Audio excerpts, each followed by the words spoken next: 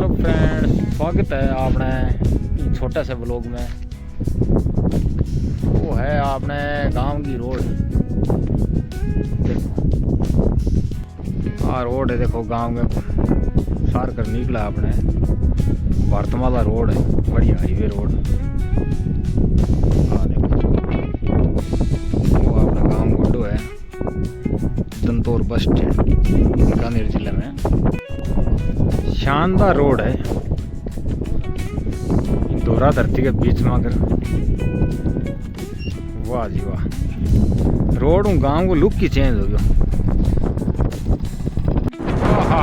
ये रोड है, शानदार दृश्य,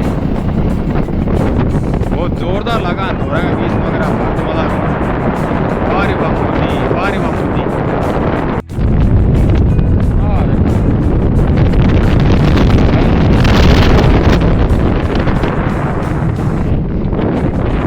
जोरदार लोकेशन